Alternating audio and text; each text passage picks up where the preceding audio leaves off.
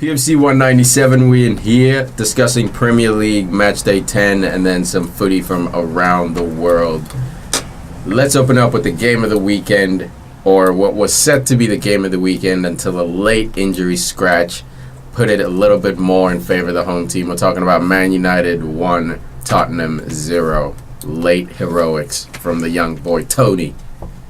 Well, getting lucky, man. And Tiki talks about the late injury scare, but it wasn't really that late. It kind of happened midweek or last weekend. Harry Kane pulling up with the hamstring because he's running his ass off in the 90th minute nonstop, playing for England game after game. Give this guy a goddamn rest. Playing for Spurs game after game. Playing for Spurs nonstop. Remember that game right after they qualified for the World Cup? They were playing, I think, Lithuania, and he played like all 90 minutes. Played 90. And this guy works. Yeah. And he pulled up in the next weekend. That weekend pulled up with a hamstring.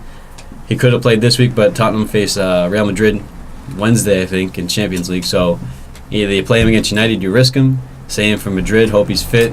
But either way, I was laughing seeing that he was injured for this game because without Harry Kane's team, they've played West Ham, lost, played United, and they've lost. So Harry Kane's team, Pep Guardiola, Harry Kane team. It came at the right time, man. You guys received this news lucky. at the right time. So lucky. It was almost like one of those injury boosts, but it worked in the complete opposite favor of the Spurs. The Spurs. Well, who am I, Huss? Yeah, there you go. But then at the same time, what? They lose Harry Kane, but Son Heung-min, I'm terrified of this guy. He's kind of a wild card. He has it all. He has pace. He has industry. He's not a center forward, though. No, he's better off the wing. But if he can play on the wing. Even in a 4-4-2 as a supporting striker, yes, I think he'd be very good. The weird thing with him, man, is that he's deceptively a good finisher. I agree with you. He's not good at leading the line. Nothing deceptive But last season he got 21 goals, man. You know what I mean? Like, so that production, I agree with you. He shouldn't be leading the line. But who are they going to put on? Lorente? You know what I mean? That's right. Who are they going to put on? Jansen? Mr. Slow-Mo. No, man, Slow-Mo would have benefited. So I think that's all they could have done. Son scored last week. Like, what were they gonna do? Pull a Conti and bench Batshuayi style? Like, no. This was not last minute, but it was just kind of a resolution that he had to put together quickly, and he had to go with the hot hand. Son scored the week before, so you play him. I totally understand it, but Spurs is just not the same team without Harry Kane. Well, let's not forget. Well, last year that. No one really even knew who Son was, and then out of nowhere there was injuries, and well, you didn't know he was as effective as he was last year because he was just scoring. You weren't. I knew it. You thought he was one of the best scorers. I knew him when he came from Bayer Leverkusen. Absolutely, I was like, this is the perfect purchase for Spurs because he was clinical and clinical. Bundesliga. When he clinical. All right, clinical for a winger. Clinical for a winger. Clinical. Hey, easy Chappelle. Clinical. Easy Chappelle hat. No. But that's props right there, Chappelle. But you expected him to score like he was last year. Okay, he exceeded my expectations. That's what I'm saying. But we knew you said no one. You said no one. Okay, yeah, I was exaggerating, but that's what I'm saying. Where last year he just exploded when they needed him because they were their injuries. When Kane went down, he came in and was sort of like helping out, picking up where he could. It wasn't the same, but he was productive. He was pretty productive. I think for sure, man. He was playing the second best defense for the last 2 seasons in Man United. He's playing a tactical defensive genius in Jose Mourinho. Without Harry Kane, this team was always set up to struggle. You know what was best at home? Best at home. Haven't lost 30 in 36 games at home, undefeated. And there are some stats that are saying that United are the best at-home team in the top 5 leagues. Right, and there's some that would say that Jose Mourinho is the best home field manager in the game. Stamford Bridge. He went 2 spells at Chelsea. He didn't lose in that first 3-year spell. Came back, still was undefeated for until that last year where they fell apart. But this guy's unbeatable at home. No goals against, 7 clean sheets in a row. Well, that's what you want to do. Sorry, you can see United fans struggling with that, man. In that they can't come to terms with consistency and what buys championships. Yeah, and we used to be an attacking team. Slowly, you can see the parts getting pulled back from that. Obviously, we still have a lot of attacking options, but it becomes more the emphasis of holding our shape and being defensive versus other teams that opt to defend by keeping 80% possession in your final third. But here is how I know Spurs is real. Yes, Man United started fast, but Spurs actually were kind of dominating this game in terms of possession and chances. Agreed. Man United was sitting back, waiting to play the counterattack. There were definitely spells in the game where Man United, they're in control. Sure. They kind of just put their foot into the game, but Spurs, man, they were moving the ball around. They were in Man United's attack, in Man United's defensive third, threatening the whole time. First half, mainly. Second half, whatever more Jose said in the locker room, they came out guns blazing. Spurs didn't have the ball in the United half comfortably until the 60th minute. Good point. They didn't move the ball around until the 60th minute, so it was nonstop pressure.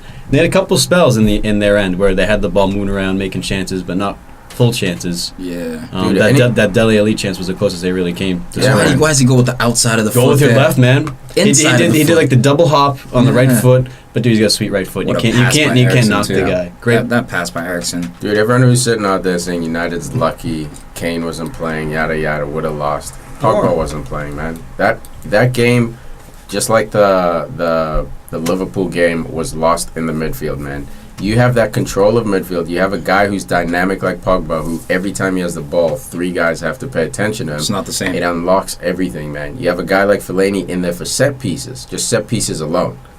It unlocks everything. You have a guy like Zlatan up top. It unlocks everything. It's not the same, man. That's what everyone talking about Harry Kane injury. Yes, I get it. You're obviously, lucky. Sure, we're lucky, but they're lucky we don't. The last few games we haven't had Pogba. We've lost every midfield battle. So all the other teams are lucky. If you guys didn't have Lukaku, that's different. That's different than Pogba. Pogba could have added to your midfield and your control of the game, but if he's passing it up top, someone has to finish, right? Rashford would have finished. Not true. Rashford didn't finish this game. Lukaku didn't either. Yeah, but he hit the post. He was a threat. Yeah, because he's a number 9. I hope he hits the post. I hope he has the most shots. He's playing number 9, dude. All I'm saying is we cannot compare Kane to Pogba because their production is different. The tangible. I'm saying about impact on the team. I'm not saying production. I'm saying impact on the team. I don't think. I'm saying both. You're saying those spells with Tottenham was in control. I don't think those spells happened with Pogba on the pitch. Is my point. Okay, but then I'm not going to go into hypothetical land with you. I'm just saying injuries played a factor for both teams. So everyone needs to relax. Mainly for Spurs. We brought up Rashford real quick, and that's one thing that United fans can really feel good about. That week in, week out, Rashford seems to keep improving. I know he didn't score, and he came out, and the guy that replaced him did score the goal, but the guy for Martial. Nah, he's the guy. Don't let them body you into that.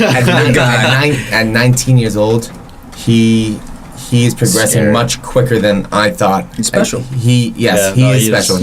He very well might be with Real Madrid in 2 years. Well, to me it goes. He won't be because he's English. In my opinion, he won't be. Most English players stay. He might be at, let's say, Man City. Let's go crazy. Let's say Chelsea. If he moves, I think he stays in England. I don't think he goes to the Real Madrid until he's 26, Same thing with Harry 27. Kane. I don't think Kane ever leaves. Watch. That's true because Harry Kane wants English to leave it, but don't leave. I don't know. I feel like Rashford. I think Rashford will be moving. Sheringham, but Shearer. The stud ones didn't leave. Owen left. Michael left for a year, failed, came back. Yeah. Most of the studs in England never leave, bro. Okay, yeah, that's a good point, but we're talking about one stud right now. That's Harry Kane, whether you think he's going to go or not. Do you want to take a friendly bet next summer he stays at Tottenham? No, that's too soon to say next summer. All right. I'm saying he'll leave at some point. Out of the country. Out of the country. At some point, he'll leave out of the country. Let's readdress it next year. All right. All of a sudden, let's pump the brakes. That's also like saying that he could. That's also saying readdress it next summer. That's also saying like he could be ending his career at MLS. I could totally see something like that. But also, no, we mean in his prime. We mean in his prime. We're not doing a Huss bet where like technically,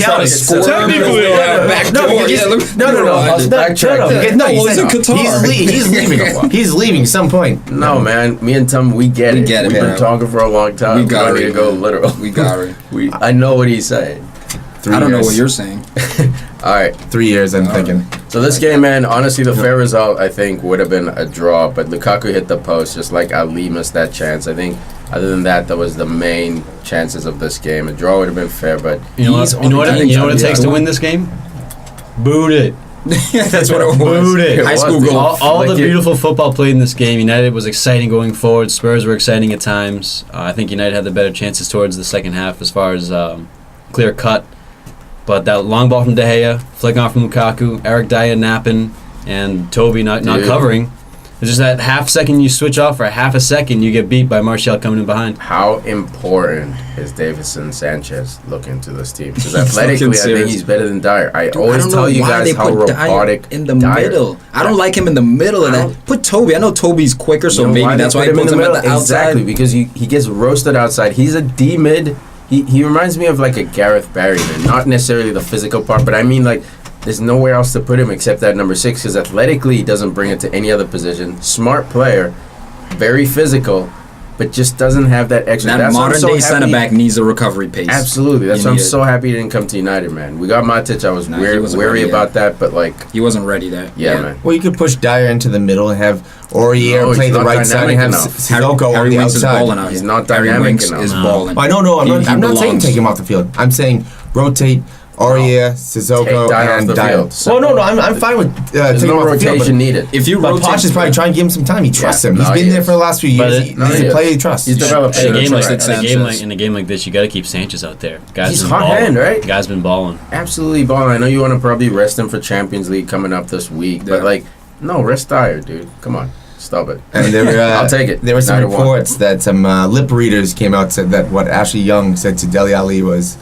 "Let me know when you win the Prem." Now, do you think that's even fair for Ashley Young to say to Ali? Very absolutely. Yes, because 100%. Ashley Young had a year where he was productive for the team and helped him win. But if Rashford is saying that, no, Rashford hasn't won anything, or someone. Well, he's not a regular starter. Dude, this guy is a professional. This guy is a consummate professional, one of the best professionals on Man United at this time. Absolutely. You saw that goal. What a leader, man. That goal, man, he went nuts. He grabbed Martial. He's fucking shaking him after the goal. He's in his ear. Plus, giving him confidence. I know, I understand they that. all call him the leader in the back in the locker room. So if he didn't have that trait, if you want to talk shit, you have to be ready for anything that's said back to you. That's true. Kevin Garnett, NBA basketball player, once told Carmelo Anthony his wife tastes like Honey Nut Cheerios. Oh, Once you step on that field or court, you have to be ready for anything, any type of trash talk. That it's all inbounds. I love Kevin Garnett. And I love Kevin Garnett. Dele Alli's the kind of guy you can wind up too. Absolutely. So that was off that challenge where he went down, I'm guessing, where they got into each other. Yeah. Just fine. It's part of the game. Slow down the clock. But Ashley Young, man, he played incredible this game. He played incredible every game, man. No. I have this last game he was kind of shit. No, but I have against others.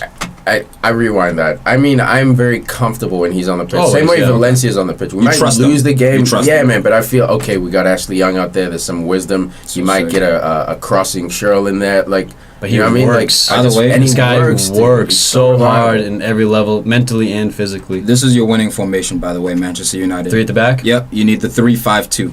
Oh, it works, man. Dude, we got trees back there. Jones, Smalling, and trees. Mkhitaryan was shot, and you're weak in the fullback spot. So that's why I think it's a great formation. We're weak in the 10 spot, man. I know Mickey's playing that 10. He's struggling right now. The problem is there's no one off the bench of Mickey's caliber to bring on. You can say Mata, but Mata's... He unlocks everything. The rumors came out. So you believe in Smalling again? No, I never did. I know. Smalling is part of the best defense. Man of the match, according to Who Scored. But speaking of man of the match, let's give ours. I'll go first because I want to say it. Give this guy a shout out. We didn't talk about him once so far.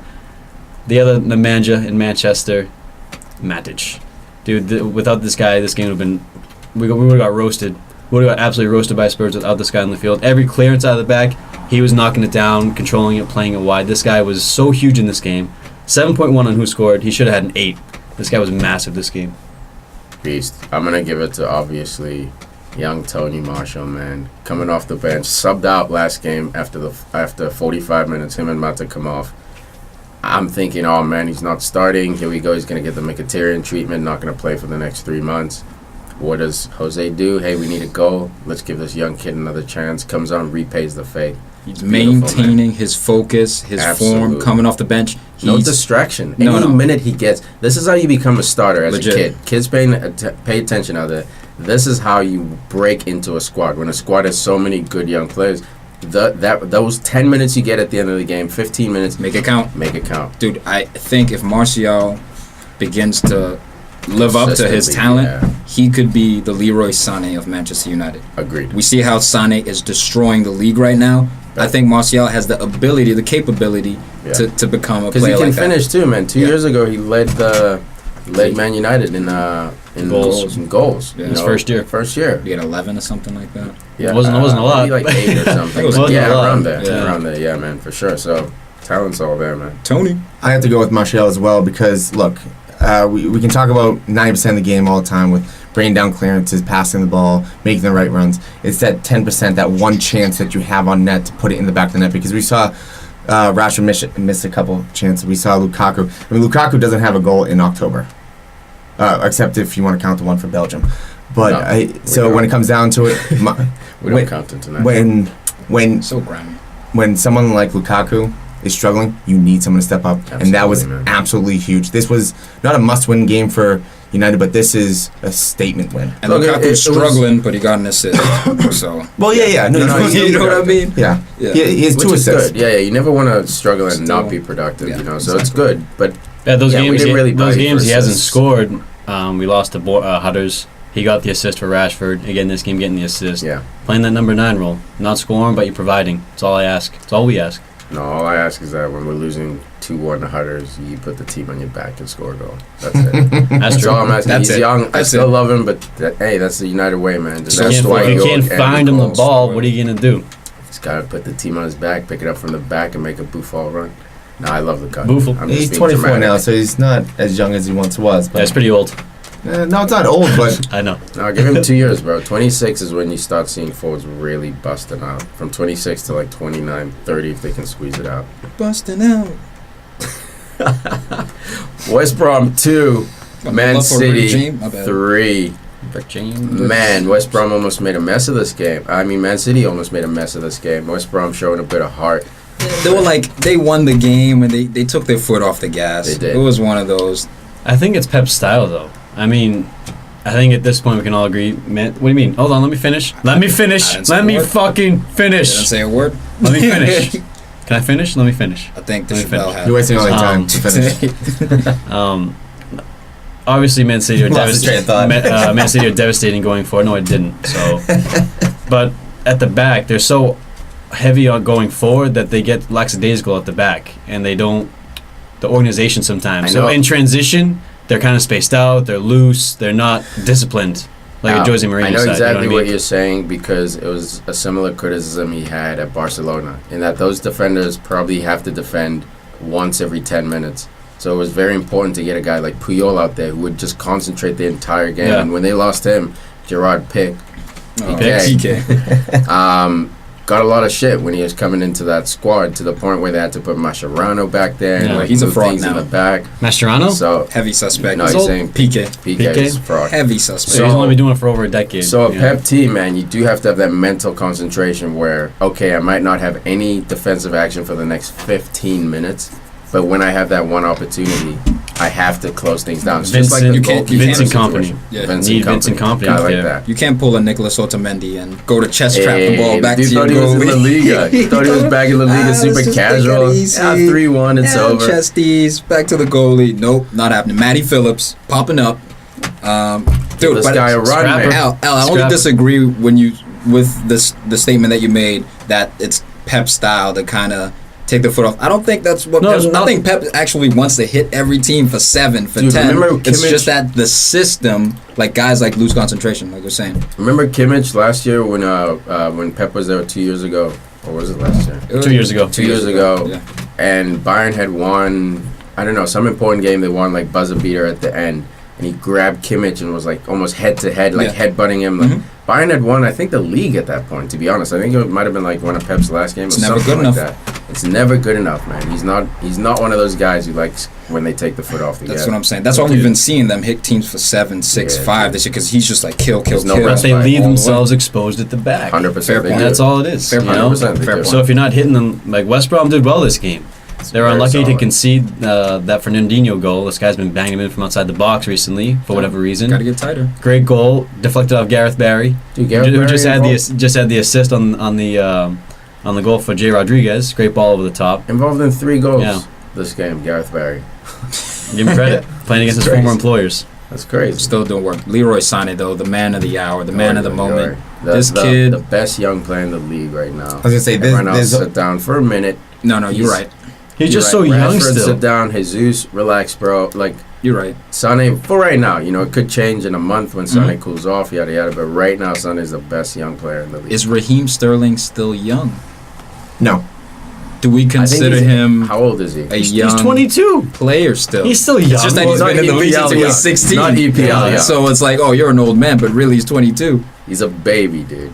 It's scary. And he came off the and he's bench. 7 for what? 7? Dude. 7 goals Unreal. in 7 games. He's right behind Lukaku, bro. If you want to think productivity, he's right behind Harry Kane, who I think Harry Kane sits with 8. It's funny, man, because some people in this room will call Raheem Sterling whack. But this guy is in amazing form. I'm not going to look where I should be looking, but I'm just saying. You said he's whack? Some guys in this room. They threw out outlandish statements about Raheem Sterling. And he's throwing in everyone's face. Man, whoever doubted. He hasn't scored. You're not talking about me. I hope. He's not talking. He's not scoring from outside the 18 though. That's the problem. No. Outside 12. That's a shame. Outside 12. hey. Do we really have to get into this again? Do we have to get into this every single episode? Every time he scores, son. Best I believe. feel like we have new episodes. Go to 25. We have new people listening every week, so I gotta explain myself every week just so they know. I said that he was going to be a fine player. He was going to be a great player. Except for 2 things. One, he had creativity with the quick thinking passing and everything, and then shooting outside 12 yards. Play for Pep Guardiola. Quick thinking passing is all there. That's what I'm saying. So that, left foot and I've said multiple times, that has improved. Outside the 12 shooting. How would the left foot finish? That's one time in like a season and a half, 2 seasons. No, man, he finished the other week with the wide open goal. So twice in 2 years. Okay. No, bro. He was hating. No, that's not hating.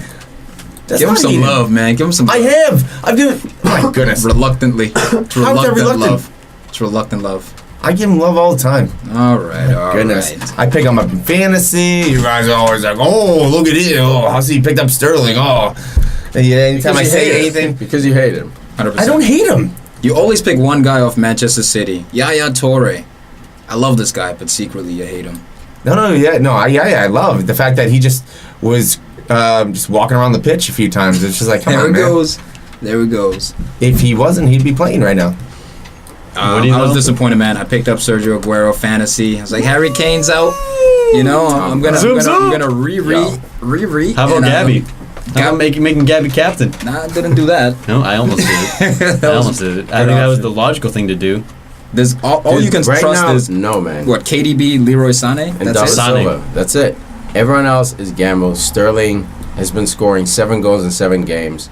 But doesn't start. But doesn't start. Sané's hot right now, but I thought, maybe Sterling will come in. Nope. Doesn't come in. So Jesus, I was like, I gotta keep him. I can't make a move. He plays, but like you can't, you don't know. Man. You just don't know. It's too early in the season with Man City. He's got a brilliant rotation system going as far as keeping people fresh, but it's awful for fantasy. Yeah. Okay. Cool. No one had anything else to say? Kyle Walker with the assist. Oh, what? Look, Walker's been doing a nice job, but he gets stupid yellows. All the time. Gets stupid cards. And it's like, why, dude? Why do you have to do that? Why? Because it's not like he goes into a challenge hard and like, no, he just does dumb things to get yellow cards. Dude, De Bruyne Silva, very wasteful this game.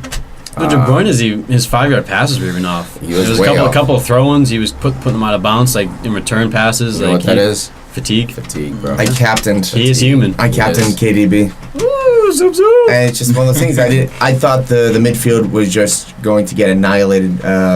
West Brom's midfield, because I don't think Barry is doing a very good job this year. I think Fletcher last year did much better than he did. I see a lot more holes in West Brom. It's not just him, obviously, but last year West Brom, in the last few years, West Brom defensively have been a lot better than they are today. I think he's done a slightly better job than Jakub, a dude who was playing the 6 for them. So no, Fletcher was right there. No, I'm talking about last year. Yeah, last year Fletcher was there. No, there was another dude. Fletcher was Fletcher and Jakub though. Yeah, someone else. That's what I'm talking. Barry was Fletcher's brought in for Fletcher. Yeah. Like that leadership, the leadership type of player that's been in the league for a while. So it's just he's not as good as Fletcher, I don't think. He's older, he's slower, he's less. But he's been. I mean, even in his he played prime, for Man City. Gets more yellow cards, obviously, than anybody in the league Barry? ever. I think Lee Boyer's still leading that list. Is he? Probably. Dude, the sign of a championship team, man. You're playing away from home against one of the staunch defenses in the Prem, and who gets a goal and an assist? You're number 6, dude. That's the productivity you need to win a championship, man. Like Tom was saying, if Lukaku doesn't score, someone else has to, cough up that goal. You have to. After that J. Rodriguez equalizer, the bap, Sané scores, City off to the races. Nope. J. Rodriguez pegs him back. But that Fernandinho goal, crucial. Yeah, it was crucial. That set the tone again. It was up. No, Man City's game. Like stop laughing, West Brom. Gundogan isn't even back yet, guys. No, well he came back. He came back, got injured. He's not in full fitness, he's not himself yet. Yeah. Full form. You know what I mean? So that's another guy.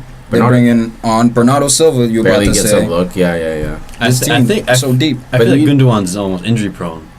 We'll see. He's barely played in 2 years that he's been, the year and a half now. Yeah. He came back this year already, subbed off. He subbed on, then subbed off with injury. Yeah. We'll see. But if this guy can play consistently. Dude, and to build on that point about productivity and goals coming from everywhere, you look at the top 10, man. You got, just for Man City, in second place, Raheem Sterling with 7, Sergio Aguero with 7, Leroy Sané in 5th place with 6, and Gabriel Jesus with 6 as well. You got 4 year players, 4 in front 3, which means that rotation guy who's the 4th guy is just as productive as the other 3 starters. That's why you can't predict fantasy, but this is how you win championships, man. Those are the teams that win the league. And absolutely. I was reading an interesting article on Sky Sports, and they were questioning whether this Manchester City team is the best ever team, or potentially the best ever team to play in the Prem. Dude, so this is the best start of any Premier League team in Premier League history. 28 points from 30 games. They're first right now. Last time 28 points from 30 points. Sorry. Yeah. 28 points from 30 points. 9 wins, 1 draw. Last time this happened was Chelsea. I think when Mourinho had the team, they went on to win the league. Even the Man City weren't like this. Was Man City when they did it and went on to win the league. So they're on pace to be first, to win it. You know, starting off at this hot pace. And they're playing so dominantly. That's the other thing. It's not like, they're getting lucky wins. They're running 60-70% possession most of the game. It's scary to watch, dude. Pep Guardiola. Possession is bullshit. Possession is bullshit in my book. It's all about winning titles. Not for them. No, I'm not saying if they can win the league, yes, best Man City team of all time. If they do not win the league, I still rate the team with Yaya Toure, Kompany in his prime, Aguero. That spine is better addition than this current crop. I don't know, man. Because what good is all this firepower if you don't bring it home? Well, that story's been told. They're still in the middle of this story. Yeah, so I'm saying, hey, we'll reassess end of the season. Yeah, but I still rate that team high because it was solid. Yeah. You could not break that team down. And there's still David Silva in there slipping balls. Aguero in his prime. Kompany in his prime. I'll tell you what. Joe Hart in his prime. Yeah. When Man City win the league, I'll get you a Man City jersey. How about that? So I can wipe my ass with it, hang next to the toilet. Make a YouTube video and be one of those guys burning jerseys. But, I mean, last week I even said, without injuries, does Man City already have this league wrapped up? No, because it's the Premier League. It's not over. Well, that's just how dominant they have been this year. I mean, I was exaggerating a little bit, obviously, because with the whole non-injuries, we don't know who's going to get injured. But you're getting 3-2 result against West Brom away with Aguero on the bench. Yeah, we don't need one of the best strikers in the world today. Just sit on the bench. Yeah, he didn't even come on at all. Yeah, it's absolutely crazy. Absolutely crazy. Man of the match. Leroy Sané. Hands down. Leroy. It has to be Sané. I was going to look at Fernandinho, but his goal was a little deflection. I'm not sure about that. He got lucky. But that first goal by Sané. Oh, Missile. My God. Rocket. Mane. Get it off his left foot if you're defending him. Speaking of Mane. If you can. Let's get into Liverpool 3, Huddersfield 0. Man, best friend Mane beating played? up on best friend. No, but Mane's team played. Salah It's was Mane out there pool. doing it. This should be Mane pool.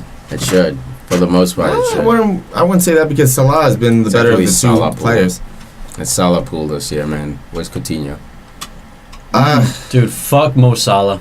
This guy's an asshole. Oh, yeah. This guy's Al Captain for fantasy. Took a -4 hit, picked this guy up, give him the armband, gets a penalty, and then he decides to miss it. And had a few other chances as well, man. I know, he had a couple chances. He got the assist. I think he got 4 points, so I got 8 at the end. So I got 4 if you minus the 4. Like 12 or so. You're not alone.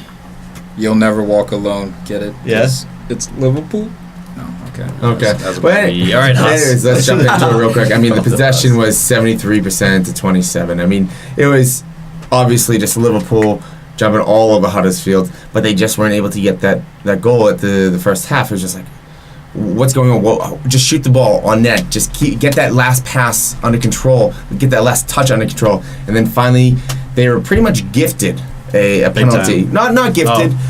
because it was the right call because Firmino basically had his whole shirt ripped off of him in the box. That was a good and call. The commentator, when you watched the game, he actually said, said something about Liverpool getting lucky because Firmino's not even in that play. But Matip heads the ball in the direction of Firmino, so if Firmino's not touched, he can just tap that ball in. You're right about that. I just think the point he was making was that he wasn't in a position to win that ball, but it doesn't matter. Yeah. You can foul someone off the ball, and it's still a foul, right? Potential red card, depending on how violent it is. But he was right there. There was no way Huddersfield was going to beat two giants in a row. They beat Man United last week. Thought I was going to let that go. No, I didn't.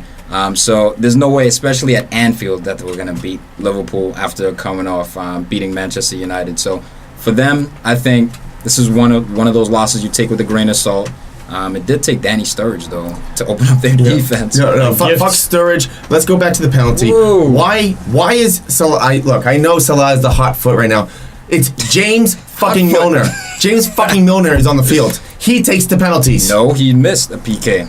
Yeah, he hasn't taken one since he missed it. Yeah, man, that's how it works. Rotation has started over. That's how it works. So you get to the back of the line. Next one, Salah won't take it because he missed. I never swear. That's how big this issue is. James Milner was on the field. I'm with Hussey on this because even if James Milner misses 1 out of 10 or 15, dude, the guy is a sniper. Like, this guy is so concentrated at penalties. I mean, Salah just blasted it down the middle. It's a disrespect of the penalty ability or the penalty taking trait. Like, just because you miss doesn't mean you're not clinical. It's just how many times you miss. But also, and Milner missed once in what, like 20 PKs? At least double digits. Not only that, give it back to him. This was almost a replica of the penalty that Salah did for Egypt. It's blasted. He scored because the goalie went the other way. It wasn't a terrible PK. Yeah, it wasn't really good. He was just with pace, and it's. I love those penalties. I don't get why they don't put him just in training. Just work on hitting the side netting. But that's what James Milner does. The best penalties, man. If you can kisses the post. No, kisses it, licks it. It does, man. It's if you can smash a ball as hard as you can, it goes in. It's the best feeling because it is. That's hilarious. Frankie Lamb's free kick challenge. Yeah, Jamie Vardy over here. We just smash it down the kick it as hard as you can. That's going to attest to that. Well, there was one game. I lined up at the half line in indoors. And the ref's like, who's taking the shot? I'm like, it's me. He goes, you can't stand that far back. I'm like, why not? He's like, you're going to hit it too hard. So I'm like, fine. So I start like jogging up to the line, like, all right, I'm coming. And then I start sprinting, and I boot the thing. And I remember being sick that day, and I just randomly played. I had these Vans on, the Van shoes, and it was a huge toe. I hit the ball. I annihilated the ball. It had to be at least 7 miles an hour. It was 70. Has to be. I killed the thing. What's that scores? And so I remember talking to someone. They're like, "Were you trying to like just toe it up the middle?" I'm like, "Nah, dude. I had no idea I was gonna hit the ball." Because the thing is, I told him, an MLS player. I told MLS. Look, your bread and butter was still ball. No, it wasn't. That's for real. Well, but it was indoor. So I'm like, nutting, look. actually. I go, look. I mean, if I don't know where the ball's going, how does the goalie? So I just fucking blasted. That's the worst PK strategy I've ever heard. It was only that one day. It was only that one time. It was that only one time. Just kick it as hard as you can. It was the finals. Here we come. It was the finals. We won 2-0. Hey, this is your chance to talk about Liverpool, and you don't want to talk about yourself. No. Pick one. That's great. Pick one. That's a great shout out. Gigi Wijnaldum, Wiggy. Best goal I had him in daily fantasy. It's a great pickup. This guy I would have loved at United because this guy is a complete footballer. So we always read about this guy. He's got dangles. He's got work rate. He's got the eye for a pass, eye for goal. If you had him against United, I think we would have lost that game easily. Just overpowered in midfield. Absolutely. I think Klopp said it himself. Yeah, no, dude's nice. His goal was just a missile. Bro, how do you hit like the roof of the net inside the box? Dude, that's ridiculous. Goalie had no chance. I do actually have a confession. I missed all 3 goals. When I watched the game, you fell asleep? I missed all 3 goals because at halftime I turned on FIFA, check the Ultimate Team real quick. Jesus, I came back. I came back. It was legit. Who plays FIFA during the? No, at halftime. So I come back. What's the analysis? I come back. I was like, oh crap. Fast forward. Oh no, I missed the shot. Then I go out, just get a cup of tea. Come back. They scored. Tea. I go out for another cup of tea. I come back, they scored again. I missed all 3 goals, and I watched the goddamn game. That's terrible. Cool story, bro. Roberto Firmino getting a rare goal First goal since August with a header off a corner kick. Poor marking, but hey. What's up with the celebration though? Was that like a karaoke? Drunk master Jackie Chan. I honestly never understand his celebration. I like that he does different stuff though. Him and probably Mikel Antonio. Mikel Antonio is the best celebration. I cannot wait to talk about Antonio. Oh, he's got the best celebration in the league. Cannot wait to talk about Antonio. But yeah, we'll get there. But I don't know what was up with the celebration. Maybe it's something on the inside. Interesting one. He always does something weird. It's Liverpool. Clavin played. Should have been Lovren. They would have lost if he played. Pulled up injured. I think he like deliberately injured himself because I don't think this guy. I don't think this guy wanted to play. This guy did not want to play this game. Come on, really? You think so, dude? Would you want to play this game, big? Yes. Ref or coach?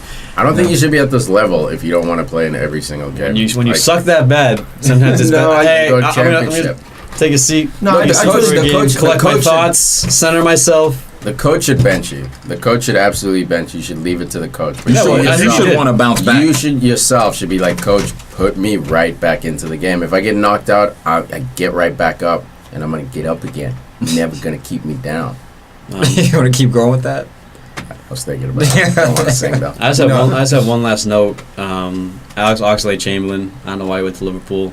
Still can't start. Still can't find the field. Rough, man. Milner's starting over you. Yeah, when James Milner is starting over you. Against Huddersfield. Like, you got problems, man.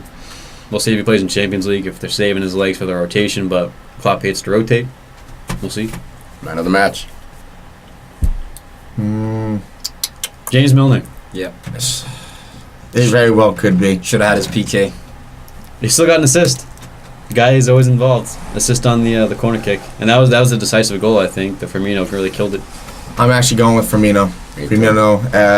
And even after that penalty, just real quick, Henderson misses the shot, hits the post. I mean, dude, if you want to be the captain of Liverpool, you got to put that ball in the net. Easy, bro. No, not easy. Dude, there was like 3 guys converging on him. He scuffed it. Like he got the fact that he got a shot on target. Number 6. This is why Naby Keita is coming to take your spot, Jordan Henderson. He's coming for that spot. Later, Hendo. Unless if Chan's leaving, then Keita's taking Chan to what? Juve? Germany.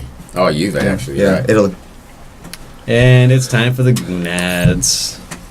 The Gooners. Gooners. Again, fielding the Trident. Scary at first. Scary, but yeah, Arsenal 2, Swansea 1. It wasn't looking too good, man. It wasn't looking too good when it initially started. Klukas.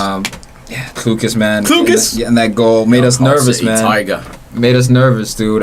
Tammy Abraham involved as well. This guy, he's productive. He's ready. He's gonna jettison if they go down. Tammy is ready, man. He's gonna jettison if they go down. He's got to go somewhere in at least the bottom 10. No, but he's on loan at isn't he from loan? He's on loan from Chelsea, right? Yeah, he's a Chelsea player. Look, I don't think he's Chelsea ready, man. I think he needs another loan under his belt. I just think he's ready to play game in, game out. That's all I mean when I say he's ready. Though. Chelsea. I don't think ever. Not yet. Mid-table team. Right? Just play him. Just give him burn. Everton. I think he needs a Lukaku career. Yeah, man. Play at a mid-range club for a few years. Carry that team for 2 or 3 develop years. Yourself. Yeah. Willie Zaha's doing it at Palace. Yeah, he might bounce back into top. That's the key. Falcao's doing it again in Monaco. Yeah. Just need to play. Yeah. No, but Tammy plays, man. Wherever he goes, he plays. That's why they keep sending him out on loan. They play this guy. So against Swansea, who are they going to put in? Bonnie? Like, they don't have options. So yeah, put in Bonnie. No, bro. Don't put in Bonnie. You know that's Wilfred. That's my boy, Bonnie Wilfred. But Kolasinac, man, who's dude, fuck this guy. He might be the best left back in the league right now. I mean, he's solid. I like him too. Dude, he doesn't get beat 1-on-1. Whips in a ball. I mean, this guy, man, he can score. He's the answer. He's the answer to Kolarov. What happened to Chelsea? No, he's the answer to Kolarov. Beast. Left foot cannon. Robot, bro. Just goes forward through walls. Bosnian in that kind of area, that general Eastern Bloc area. Blood. Yeah, I'm so mad at myself. I'm 3 weeks too late on this guy because I was looking at him for the Burnley matchup in 3 game weeks because I didn't want to pick him up in fantasy, then have to face City and Spurs.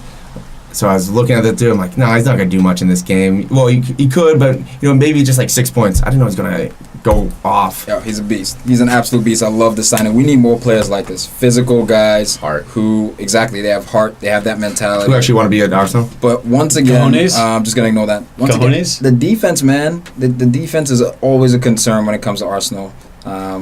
at home. Koscielny, man. You can't play three at the back. Three at the back, man. Yeah. He gets bodied off Tammy Abraham. That assist that comes from him. Like Pear just very slow. Almost. Dude, you should have caused a goal against IU. It was He's a World Cup winner. It was scary. So wasn't Kleberson. All right, Kleberson won a World Cup. Hey, Kleberson was influential in that World Cup final. One game. Hey, biggest game. Don't hate on Cleverson. How dare you? Jemba. How dare you? Jemba. Love that guy. Underground right there. Love that guy. Underground name as well. No, Mertesacker, no doubt, World Cup winner experience. But dude, like he already has his eyes on retirement. Dude, like he may as well be retired. Yeah, he benefited from having a strong team in front of him. He's a good player, but you isolate him 1-on-1, he gets roasted 8 out of 10 times. He's just not physically capable. You play to his feet. You play to his feet. He'll still lose it because he's so slow. Yeah, but he's a smart player, man. He reads the game very well. He seems to be a leader. The guys in the locker room seem to like him. You know, I think he's just a peaceful guy. He's just goes about his business. He is, but that's the thing. He'll listen to Wenger. He's the company guy. Yeah, that's why they're hiring him. He loves Arsenal. Yeah, bro, that's why they're hiring him. Doing his little coaching thing back there. Yeah, man. I think he's a guy who, when he retires, he'll have a coaching job. Or he'll be.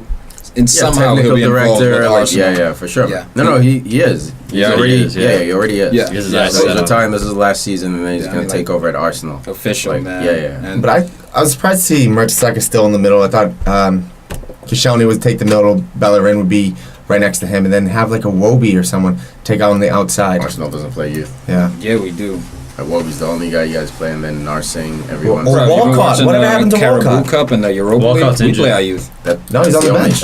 Oh, he's coming back. He was injured. Now he's coming back. Look against Swansea. We play our youth. Chelsea doesn't play their youth. It's scraped by Swansea. No, they don't. That's full stop. Look, I'm glad Aaron Ramsey and Mesut Ozil are feeling it. These guys, Ramsey especially, he's in great form right now. One game. Wish Lacazette could have gotten a goal. There were a lot of people I'm sure picked him up for this game. Picked him up. Captained him. Oh no, that's never happened again, is it? And talked my wife into it as well. You dragged her down with you. This is what happened to Harry Kane last week. I talked to her into Justin. No, it's Justin. That's what you get. It's Justin. Why are you talking into anybody? Let her do her own team. She does. Poisoning the mind. She listens to our show. Like, she asks me questions. Why wouldn't I? That's wifey, man. Why would I guide? You just dragged her down with Lacazette. I mean, it's actually a pretty good shout against Swansea. Yeah. But and I got her the Jonesy shot. I told her to play Jonesy, and you picked him up right before that they're playing City and Spurs. So now what are you gonna do? Yeah, drop him. What for you gonna Kane. do? Drop him for Kane if he comes back. Who was your captain this week? My captain was KDB. Kevin De Bruyne. You dragged yourself down. Nah. Either way. No, who do they have coming up? Because you know what, that was. Yeah, either way, you're having a mare, Huss. Man, Arsenal. Oh my God, yeah, I am. I don't know what to do, man. I don't know what to do about this team. They're not a convincing team. When we get wins, it's like a breath of relief. It's a roller coaster. Oh my God. It's a roller coaster. It's that LVG days. It's the David Moyes days for United where you have 2 or 3 good games. Like, okay, we can put this run together, and then boom, you crash and lose to some no-name team. It's a devastating position for Arsenal to be in. But I think the plus side, Ozil and Sanchez look up for it. Yeah. They might be leaving, but it's not showing in their play, and that was always a factor, especially with Ozil's work rate. Just be a professional. Be a professional. They are absolutely consummate professionals. I gotta applaud them for that. I know it's not saying much; they're getting paid hundreds of thousands of dollars, but still, man, it's crazy that they're playing this well. Like it's almost sad that they might leave. What I think needs to happen first at Arsenal is I think the atmosphere at the Emirates. There needs something has to be done about that. I think every game. Fan section. Well, it's such a popular club that like we see a lot of tourists coming to Arsenal game. There's not a lot of. I feel like there's not a lot of like diehard people. London, it's a poshy London club. You know how like most stadiums have that like fan section. Yeah. You know what I mean? Like, exactly. Yeah. Where all the hardcore fans are, and that's who like dictates the chants in the stadium sometimes, or for the most part. And there's drums at Leicester. They have those clappers or whatever it is. Palace is nuts, dude. Like we need Arsenal needs something like that. From Palace Portsmouth. Portsmouth. Like the guy who's there every game, no shirt, rain or shine, winter, summer. We have our guy like that, Bully. This dude Bully, man, looks like a pirate. He's the man. He's the absolute man, bro. Yeah, I bet. Yeah, you'd like him if you saw him. Probably. He's probably a maniac. Exactly. probably the only maniac at Arsenal. I think one of the biggest mistakes you guys made was going to the Emirates. You know, I mean, you had to leave Highbury. It housed about like 23,000 under 30. You needed that 60,000 capacity to really for the revenue. But the design, I think there was design flaws. Like I came to see Spurs' new stadium. It's supposed to be very close to the pitch, like White Hart Lane, close to the pitch. Fans are on top of the field. You know, where Emirates, it's like an Olympic style, where it's very. Well, look at West Ham. Well, West Ham is an Olympic stadium. You know. Yeah. Well, we still have the best stadium in England, barring Wembley. You know. Old Trafford, bro. What are you talking about? Bro, in terms of the best pitch. Oh, it's the best pitch in the league. What are you talking about? It's the best. Leicester City. No, Leicester City. Just because they cut the grass fancy doesn't make it the best. Dude, what I do want to really speak about quickly is Arsenal. They had this meeting. It's a shareholders meeting. So they invited all the shareholders. Were you there? No, I couldn't make it. I was coaching. Should have phoned in. But I would have made a quick flight and let Kroenke give him a piece of my mind. But basically, Stan Kroenke, the majority owner, was there. Sir Chips Keswick, who's an absolute dickhead, was there. Wenger was there. He spoke, and basically, man, they framed this forum, and they fill in questions, right? And all the owners and the board members, they know the questions prior to being asked. They basically read through them.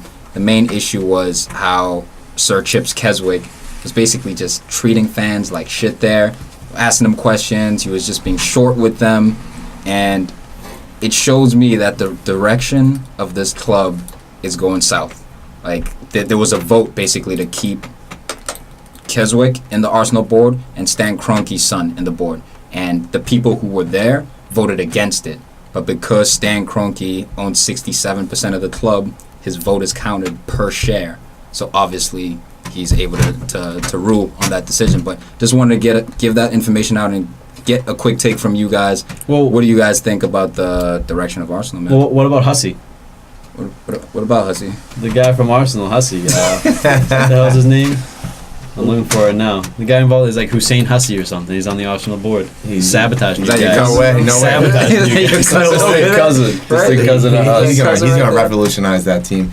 But I mean, that's crazy. Imagine having a job where you know your dad owns it, and you know that nobody wants you there except your dad. And I think it's because of your dad that no one wants you. Yeah, like you're walking around the office, you know that no one likes you. Kroenke, by the way, didn't say a word, which he doesn't have to, but he literally sat there. And people were like, talk, say something. We're asking you a question. The dude just stared. Just looked at him. Stared. Man, he didn't sound like, no, peasants. No, I'm not going to. Yeah. Hey, man, I don't know. I don't know what to say. Where does Arsenal go from here? What do you see Arsenal in 5 years? It's a better question. I don't think Arsenal's that far from it, man. I know we freak out and we attack him.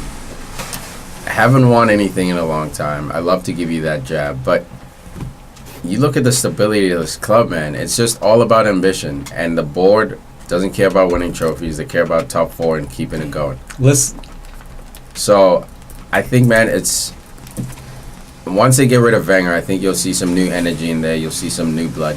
You guys aren't that far off. This year, you finally spent some money. It's coming together. If you had locked down Sanchez and Ozil before, this whole thing happened, you'd be in a better position, make the right signings. I think the key is just getting a new manager, man. I think you're fine. Listen to the ego on this man. And this man, I don't mean Martial, I mean Arsene Wenger, Hussey. He said this past week that he fears a Brexit-like repercussion if he steps down from the Arsenal managing position.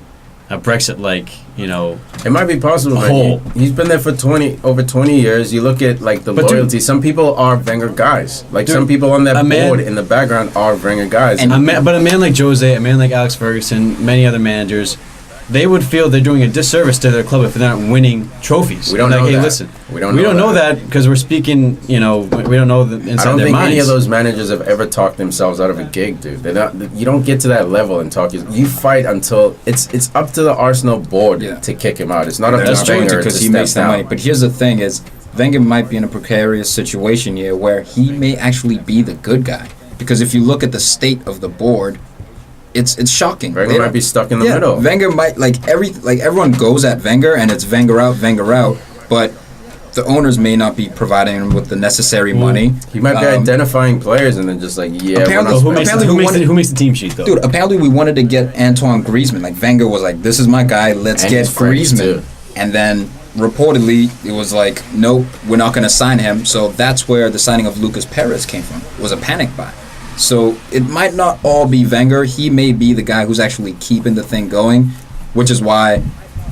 If he does leave, then we'll know what the problem is, who the problem is. I can't wait to read his book when he retires. Behind the scenes. Just to listen. Obviously, he's not going to go into, throwing too much mud, but just to think, before this game, I got in a meeting and this was said. Like, what I mean? Like, that kind of stuff. It's going to be fascinating. Well, the next 5 years, like you said, it's make or break almost for Arsenal because you bring up a couple managers who you really like. Simeone is definitely one of them. That's my guy. But if Simeone is reading the newspaper, if his agent is, if they're watching this, does he want to go to a team with a board like that? Never. No. Klopp went to Liverpool because he had pretty much control of whatever he wanted. And Arsenal pretty much has to do that. Once Arsenal leaves, Arsenal basically have to hand over the keys to a manager like a Simeone and hand him everything, or they get Eddie Howe. You know what I mean? They have to hand... Who's a yes man.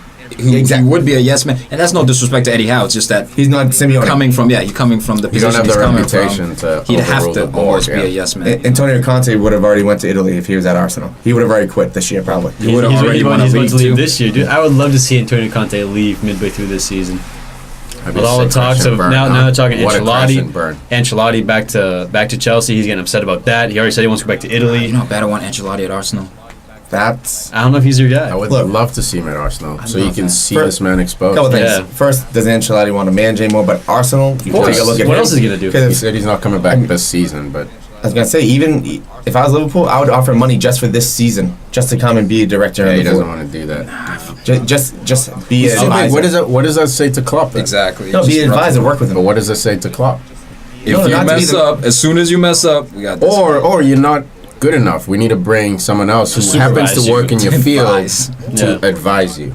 Not to manage you, but to advise you, which is the same thing. We're still on Arsenal. Yeah, let's wrap it up, man. Well, by the way, Belichick needs to learn the De Gea tactic of dropping that knee, getting 5 holes. Too so old. Hardcore, dude. It's too old.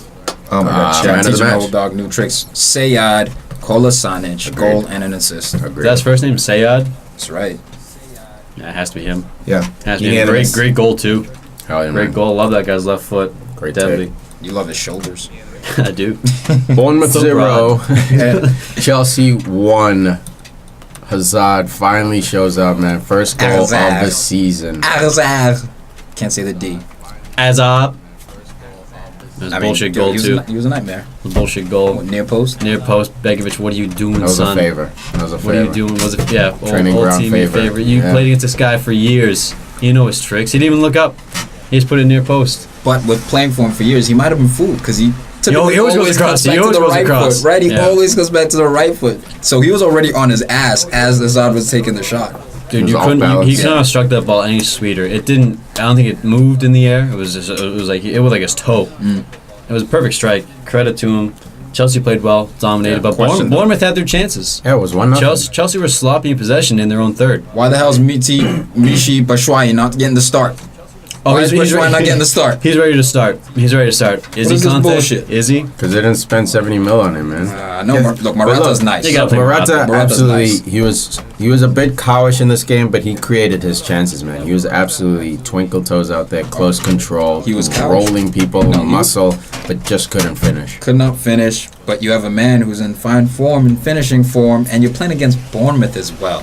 Away. Maybe it's Champions League. Maybe if you're playing against. Saving him for Champions League. Start him in Champions League. Dude, Morata got robbed on one of those shots. Begovic off like the bicep, or his forearm. Incredible save. That was a great incredible save. That was a guaranteed goal if it wasn't for that. But he also missed it in the other one where Begovic gave the ball right to Chelsea, and that was like, come on, like.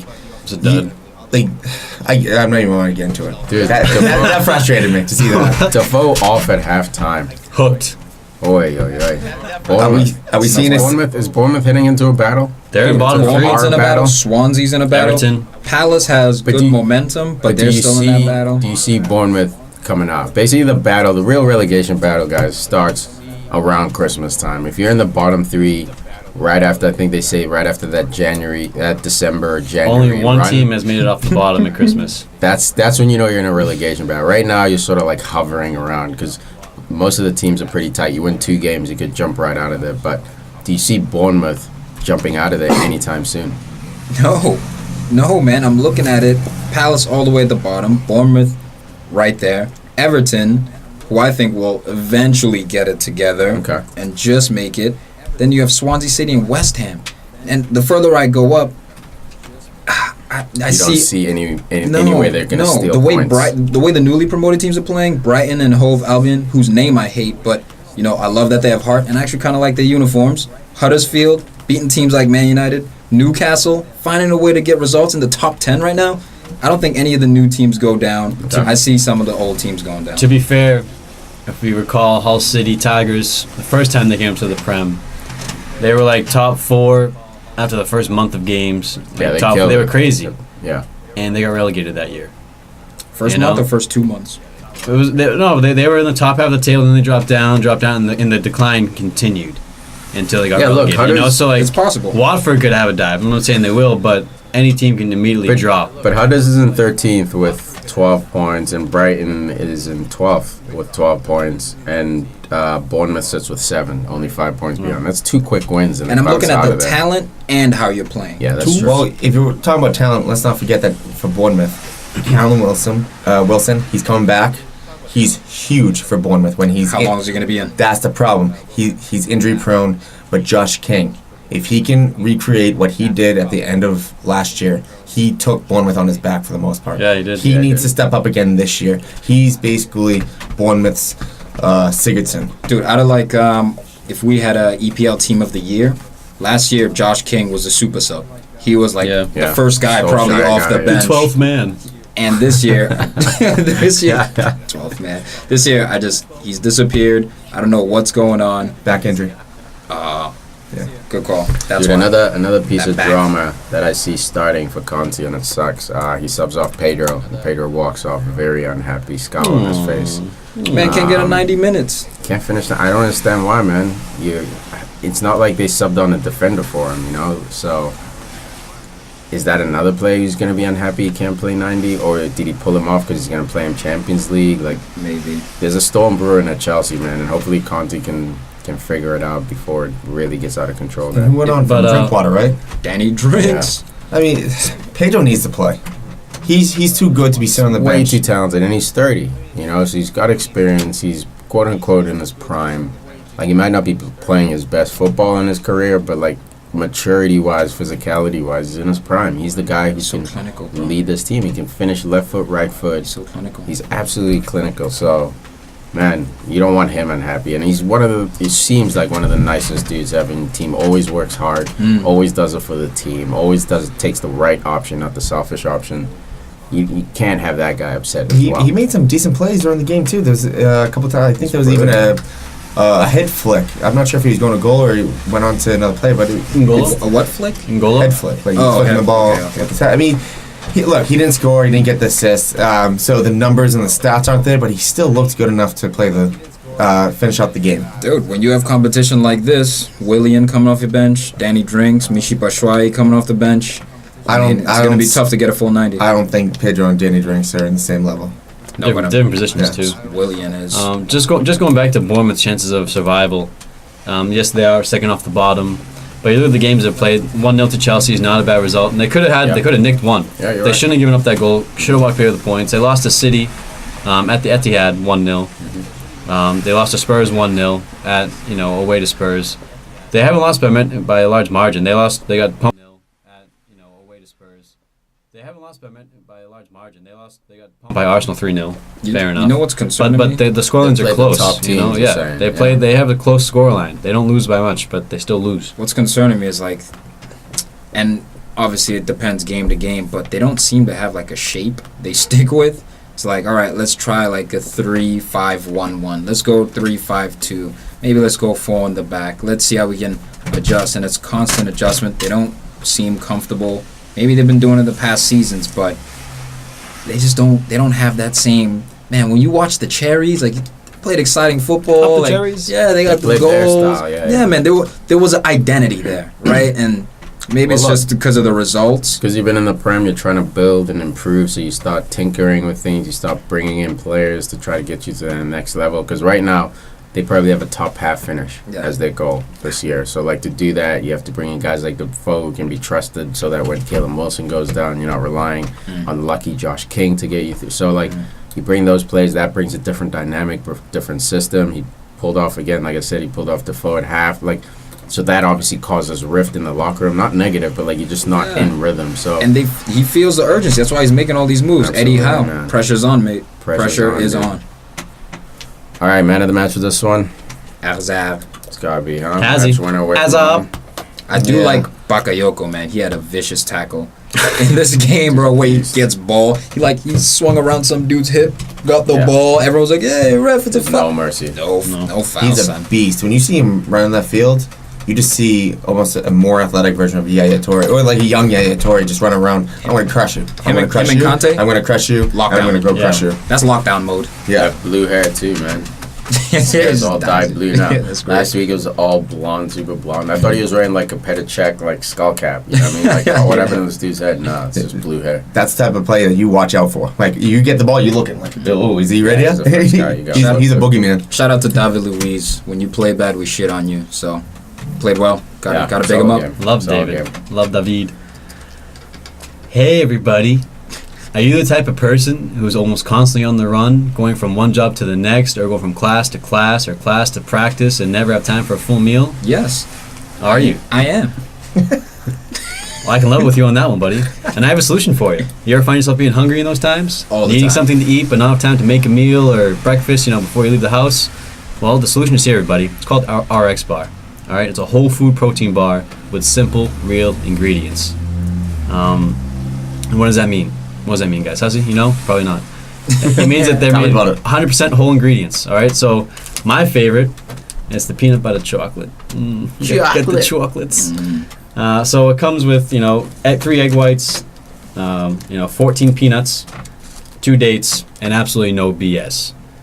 It's my favorite bar. I have one before the show because sometimes we run late and I get hungry midway through. I eat one of these, never get hungry. It's just packed with protein. And there's no added sugars, there's no additives, there's no corn syrup, Huss, your favorite, High fructose. I was looking for them actually. But they started in 2013. We call them because they were tired of protein bars, trying to provide people with a nutritious snack, going to the gym, a healthy alternative. Absolutely, but they were tired of it. They saw a hole, they capitalized, and I'll tell you guys, I'm a huge fan. Tom? Dude, I love them, man. What was the other one now? The peanut Mixed berry. Yep, the You like peanut. that mixed berry? Yeah, the mixed berry is bomb as well, man. Hussey, don't eat anyone Hussey's now. trying to open one on the low right now. Quietly. Absolute failure. What flavor do you open? I got blueberry. I love blueberry. Blueberry? Oh, blueberry. Yeah, but check it out, man. RX Bar. If you go to rxbar.com/podcastfc, get yourself a little discount. Yep, make sure you use that promo code podcastfc. There's a 25% off your first order. So, you order, they send a box with a variety of different flavors, And, you can't go wrong, man. And if you want to check them out on social media, very simple, Instagram.com/RXBar, Facebook.com/RXBar, and the same for Twitter, Twitter.com/RXBar. Check them out. They're really great, inexpensive, and they're good for you, which is the most important thing in this day and age. It's hard to find good protein, good nutritional bars that aren't going to give you cancer one day down the line. Promo code sugar, right? podcastfc. Promo code. Quick touch.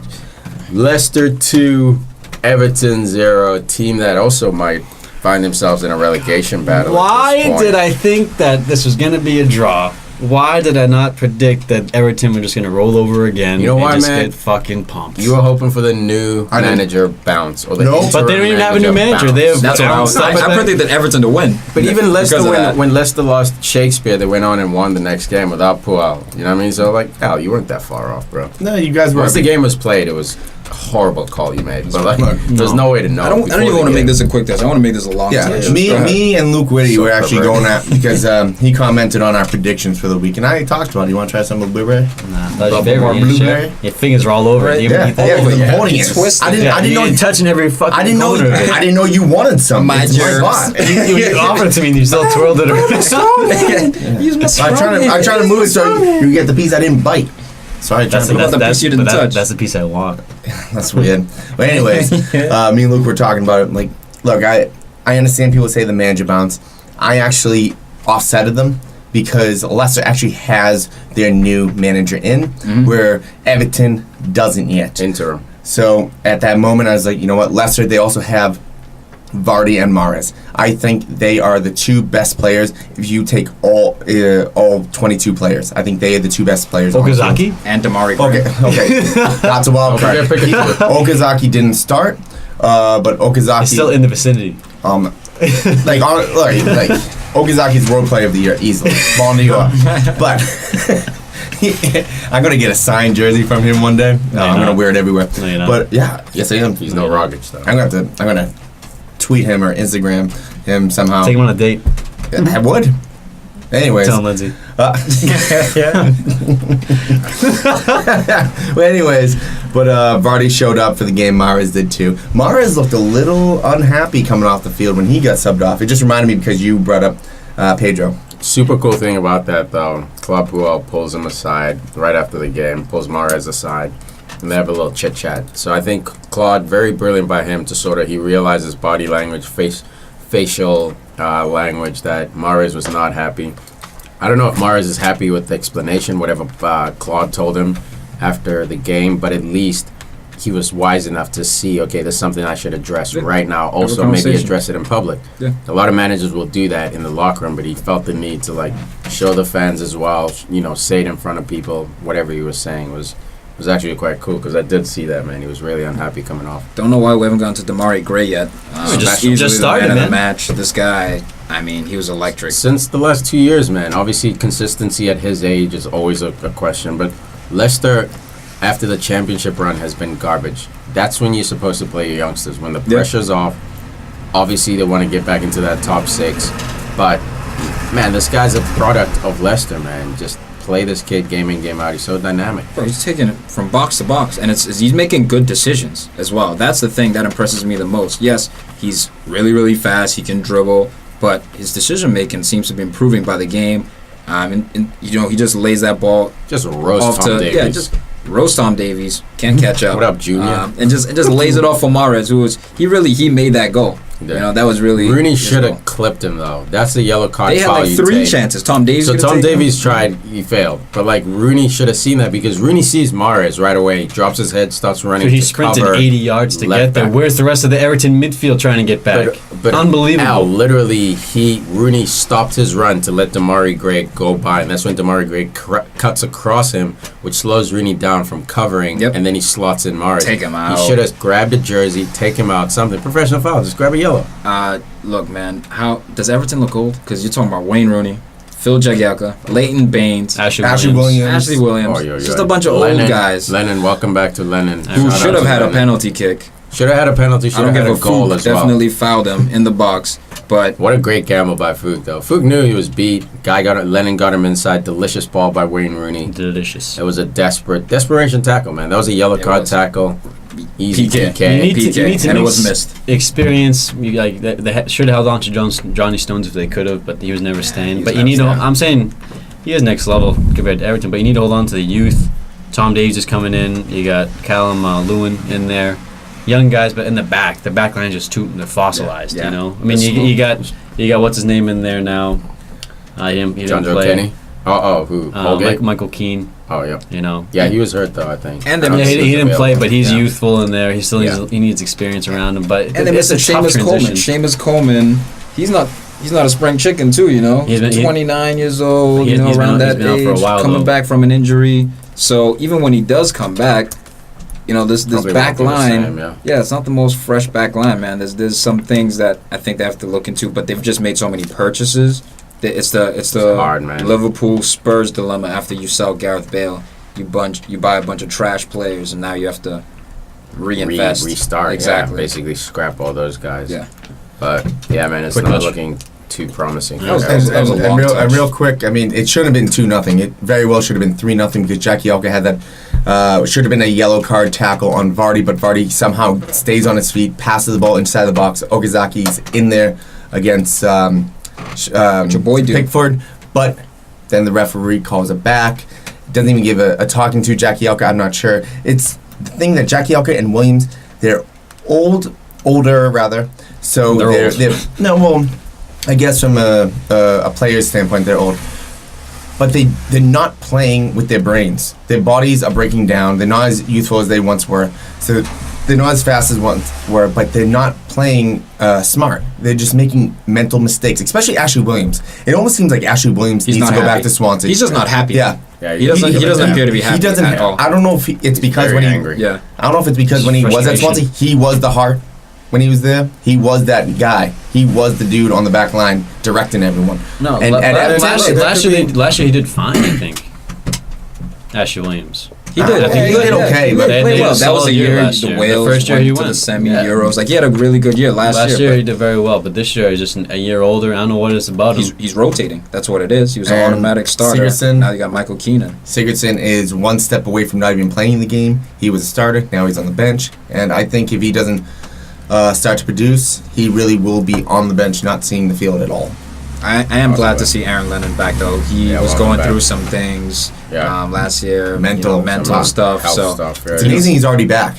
I'm glad to see him, man, because he's been in this league ever since I've been watching. Yeah, football is the best, cathartic medicine, or cathartic whatever you can do. It's cathartic. Play some footy. Absolutely. Crystal Palace. Best thing for depression. Play some footy. Crystal Palace 2, West Ham 2. Man. Coming through. Love this guy, Eagles. Man. Come on, bro. I'm trying to tell y'all about Willie Zaha, man. Whoa, you? Yeah, bro. Doug, when I was getting shat on when you were like, oh, he's suspect 3 years ago. I have never called out or when I say, yo, hey, we're all good on this side. Okay, it's those two over there. No. Yeah, no, we never said that he wasn't going to be a good player. It was just the whole conflict that we had with Lukaku at the same time. We expected more from what he should be doing. And what I say, is he doing enough he's now? Young. Give him some time. Is he putting the team on his He's back? Young. Game after game, getting buzzer-beater goals. Dude, all right. Against Chelsea. For you guys who don't know Zaha's history, he got a shot at a top club, struggled, Best club in the country. Went back down to a bottom club. He got a shot at Man United, couldn't cut it. It was too early for him. That's all it was. So that's when we're looking at his career, wondering, there aren't many players who are young, drop out of a top 3 club, and somehow play well to bounce back into a top 3 club. Very few players do that historically. Yeah. So that's why I put him on my suspect list. I was like, this guy has the ability to bounce back into top 3, but can he do it? He's proven it, man. But that's what the suspect list is about. You guys always feel weird about the suspect list.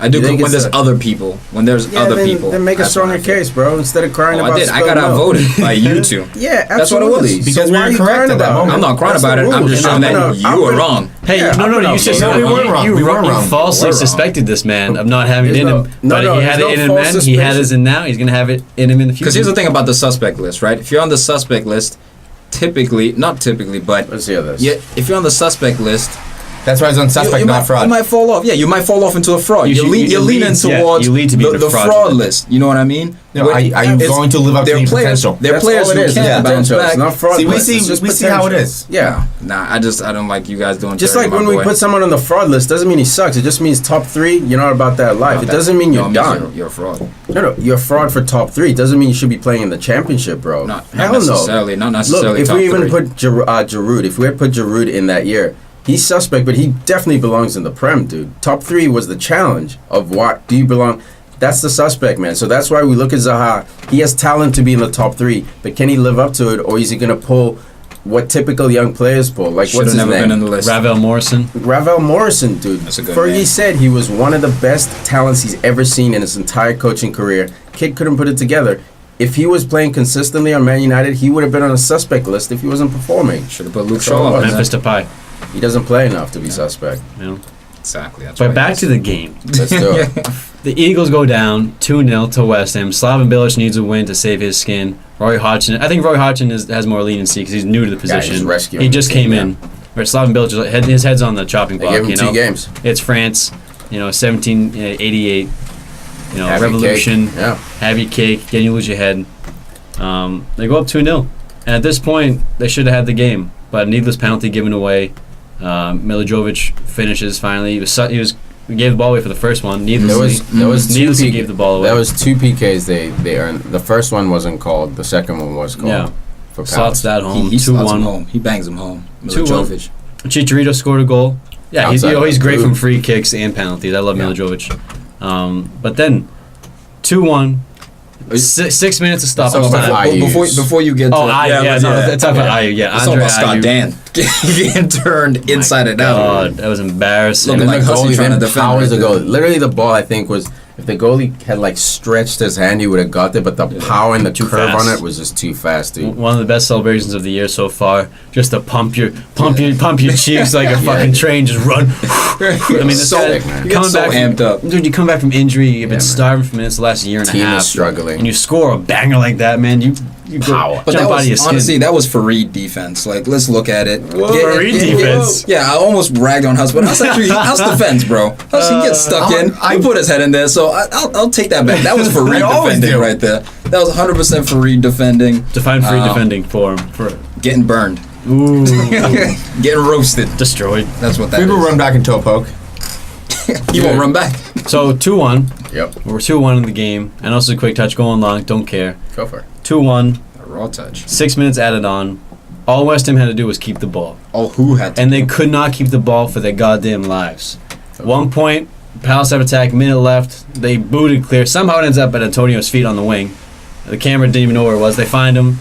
Roast, Schlupp just wants to take him down, misses the tackle. Free. 3 men in the box, wide open, gives it to the goalie. Essentially, gives it right to the goalie. That was a mistake. Dude, all he had to do was sit on the ball. Dude, you can't body this guy off the ball. Trying to recover, and he could have continued to cut it inside, or just cut back and head to that corner. Just be smart. Sit on physical battle. No one's gonna push you off this ball. He could have held it for 15 minutes in the corner. It was 40 seconds left in the game. But brilliant by Crystal Palace. The drama, dude. Destiny played a role in this game. The boy, Willie Zaha, twisting and turning. He had chances in this game, putting the team on his back, and he finally got it. Joey Hart, he'd be my man of the match. He had some crazy ass saves. He deserved the double save. I feel bad for West Ham, man. Too, right? I feel bad for Slaven Bilic. I feel bad for Joe Hart because they deserved all 3 points, the 2 of them. 100%. And everyone's going to look at Bilic. It wasn't Bilic's fault. And unfortunately, the guy who cost you the game is the only guy who's played well this year for your team over the last 2 years consistently. Mikel Antonio. So I forgive him for it, but it definitely was his fault that Crystal Palace tied it up. But he still starts next game. There's no chance he won without this guy on the pitch, man. I'm glad Kouyate is actually playing where he should be. Hard of defense, right in the middle. Ogbonna also has some... I like him at number 6, man. I like Kouyate. Get him up the field. Those are those long runs. Yeah. Those Yaya Toure runs, dude. It's too lanky. Yeah. I won't be surprised that, when you guys are listening to this, Bilic is not with West Ham anymore. No, they got Liverpool, Are you calling it now? Look who they have. Look who they have in the next 7 matches. Liverpool, Watford away, Leicester home, Everton away, City, Chelsea, Arsenal. So you're looking at Chelsea, Arsenal in a row? Yes. So you're looking at maybe Everton. So 3 points out of the next 7 matches. No, Leicester, Watford, those are all winnable games. Liverpool home or away? Liverpool home or away? The way that Anfield? The way that at Anfield they've only given up one at Anfield all year. No. West Ham. Oh, that was Liverpool Anfield defense is one of the best home defenses in the league this year. Yeah, so Liverpool away. That you can get a draw out of that. But at the same time, honestly, the way that they are playing, 2 games. Yeah, the way that they're playing, they should have won this game. Hands down, they should have won this game. But they're playing better though, too, right? The first game, I think they look past this game, hopefully, but who knows? He was given 2 games, beat Chelsea in the cup, and now we just tied, bottom of the table Palace. Which he should have won if his player was smart. You know what I mean? Obviously, I think the board will see that, though. They but to also defend Antonio, the other team still had to go 100 yards. You know what I mean? There was still defending. 10 guys behind the ball, or 9 guys behind the ball. Special not counting the goalie. Those are the best finishes. You have to keep them low. Absolutely. Joe Hart had no chance on that one. The commentator was like, Zaha trying to find space, but there is none. Oh, he does find space! It was brilliant. So how long do you guys think? What? Village. I think he's game to game at this point. If he gets pumped 6-0 by Liverpool, he's out. If he pulls a 1-1 against Liverpool, or 2-2, I think they buy him one more game. He's game to game. He's out. That's out tomorrow. Here we go. Last time. You're getting greedy. Call the last time. Here we go.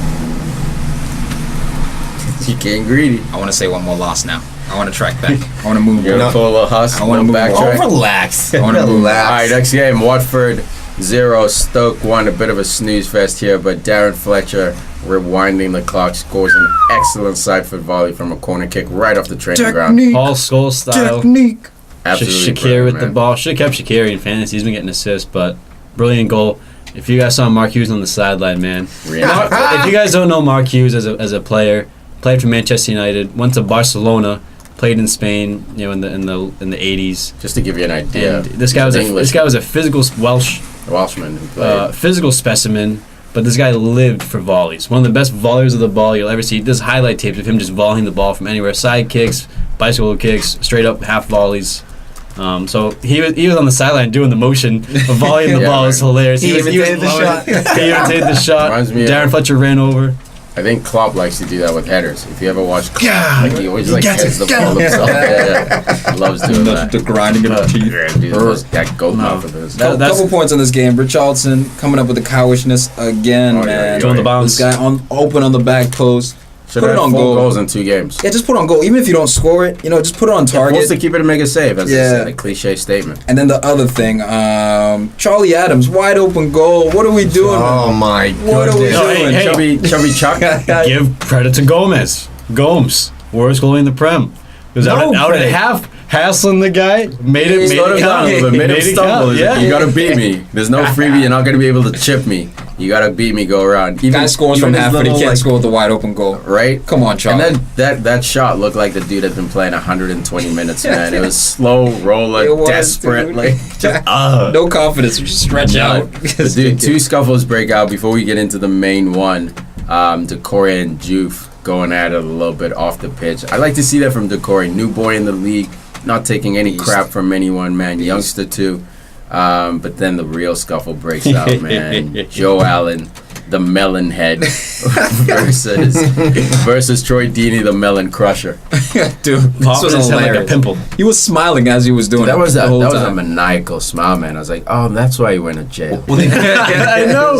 So vicious, my God, because Joe Allen, all 5'6" of the guy. Troy Deeney, 6'1", like 200 pounds, 220. Just a monster. Everyone's trying to push him. He didn't move. Dude, half an inch back. Joey started cross, just getting faced to the ground. One-handed. Like, sit down, dude, while I handle your pipsqueak boy. Yeah, man. But go ahead. I do give Joe Allen a shout, man. Big shout. He gets face mushed, gets let go, goes right back in for another face mush.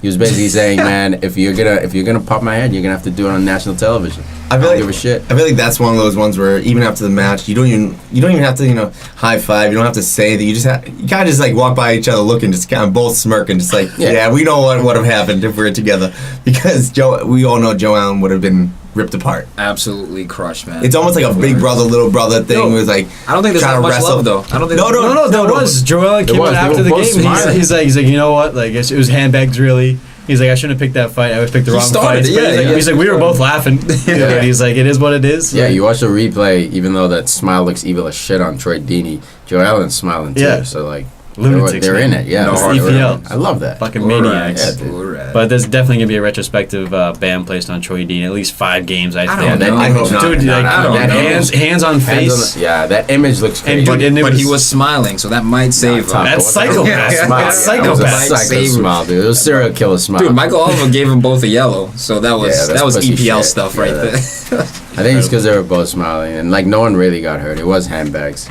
but man, I love seeing that. If they were on the throat though, got been snuffed. Yeah. Take a nap, bro. That's more disrespectful. I know. A face squish? That's so disrespectful. Go for the eyes. Put the thumbs in the eyes. That's Game of Thrones, trying to squish the head again. I'll give Stoke credit, man. Watford flying high. They could have been top 4 with this win. Right. And I think we all had them to win. I don't know if anyone didn't on predictions. Stoke weren't looking. I had draw. But Stoke have been struggling as of late. They lost last week when they should have won, and now they win on the road. Yeah. Doesn't make any sense, man. But that's the Premier League, and that's Stoke City. Still a top 10 team. Dude, in another snoozer, Brighton 1, Southampton 1. Forster's beer. Forster. Yeah, dude, it should have been 1-0. I don't know what he's doing. He cost Southampton the point. He's 6'10", and you let that ball go in. He was inside the net. You should have been outside the net. You should have made the save. Ball, you know, it was an accurate header. Great by Murray, but take nothing away. You're right. Beautiful header. You want to save. That's how you want to save your team right there. Thank God I did not sell Gross. Pascal. I mean, he was on the bench. I mean, I feel like you told everyone else to sell him. So why are you dragging the whole show down? Sabotage. I'm not gonna sell everything because I'd be taking minus like 10 every week. No, I mean I put him on the bench though, so I missed out on the points. What do you got? But again, he is just a crossing machine. He just puts that ball on a dime. I mean, he's getting to the point where if he continues to be delivering a ball like this, he shouldn't be on Brighton next year. Okay. He should be. I thought you were gonna bring up Kevin De Bruyne for a second. No. I'm saying that he can go to a higher team. The thing is, he wanted to go to Brighton. He didn't want to go to a big team. Yeah, he wants to play. Yeah. Develop. Yeah. Very smart. Very smart. All right, that wraps it up for Premier League Matchday 10 review. Jumping into some world footy real quick before we wrap up. Girona pulling the upset of the year so far by the looks of it. Beat Real Madrid 2-1 with some quality goals from Girona too, man. Absolute quality. This is a tough loss, man. I love Real Madrid. I love Zinedine Zidane.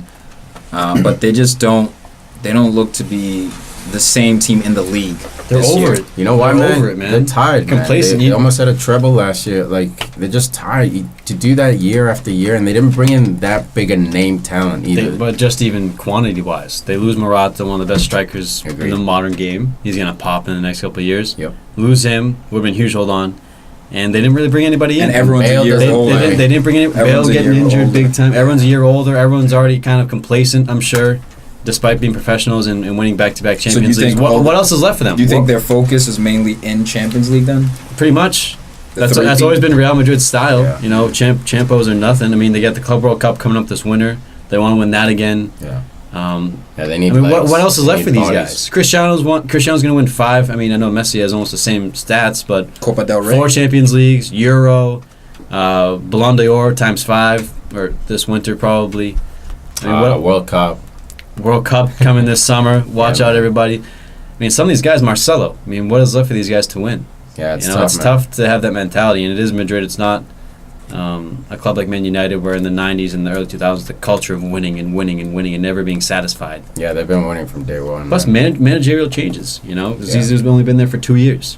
Yeah, well, this is when you got to show and prove. But again, I mean, the Madrista fans are never going to be happy with any team. Any team wouldn't be happy with a loss like this. But it did snap a home streak not a home streak, a La Liga streak. Winning record for Real Madrid. Out of all the teams, you wouldn't expect it to be Girona.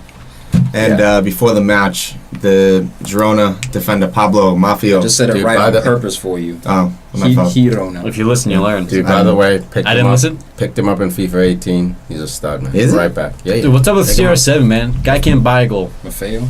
In the league, that is. Yeah. Who knows? Where are you going to say us? Maffeo? What? De La Feu? Yeah. All right. We'll keep it moving. I don't know what you just said. Atletico Bilbao 0, Barcelona 2. Messi and the Chinese immigrant himself, Paulinho, gets a goal. Atletico Madrid ties Villarreal 1-1. Spanish table. Barcelona still undefeated, sitting on top with 28 points. Similar record to Man City, 9-1. Oh, bro, Messi. Obviously, this guy's unreal. He had a chance to score like a spectacular goal. Little double touch, left, right. Was on his right foot, so of course he hits the post. Yeah. Sign up for our email if you want to see these highlights, guys. If you want to see what we're talking about. Third, Real Madrid already 8 points off the pace. It's looking like this might be Barcelona. Barcelona is titled to lose at this point. And in La Liga, you can say results. that. Yeah, the Barca will have, I think, 2 shocking results where they drop points, but that means Real Madrid has to be perfect because they have 2 losses already this year. Real Madrid means Real Madrid can't lose the rest of the year. What about Atletico, though? Look, Atletico, what I worry about them is being able to keep pace because they have to work twice as hard to get the results Barcelona and Real Madrid do. They've done it before. What about Valencia, though? Valencia, no, I think they'll fade away. Zaza, though. Yeah, Simeone out there. Zaza doing work, taking PKs all day. PSG 3, Nice 2. Tom's clinical boy Cavani comes out with 2 goals. Come on, bro. Kind of missed a half chance though. Oh, okay. I hate so much. Messi misses that. He stole the full chance. He stole a chance from Mbappe, and Mbappe wasn't happy. But that happens, man. You got 2 forwards playing up there. Number 9, son. I'm gonna shoot it before I pass it. That's the makeup. That's great for chemistry. Generally. Bayern Munich 2, RB Leipzig 0. Big test for Bayern Munich here, man. RB actually having a crazy year in Bundesliga, but Bayern passes the test 2-0. Well, RB, they go down a man early. They lose their captain. And, I was looking forward to watching Forsberg, Timo Werner, and Naby Keita, really the big 3 there, do damage. And see, really, this was a true test for Bayern. Yeah. Of course, early red card. Kills the at game. The Allianz as well. No chance. And it was Timo Werner who was actually subbed out. He was not happy at all. I didn't like the substitute. He kept the other strike in there.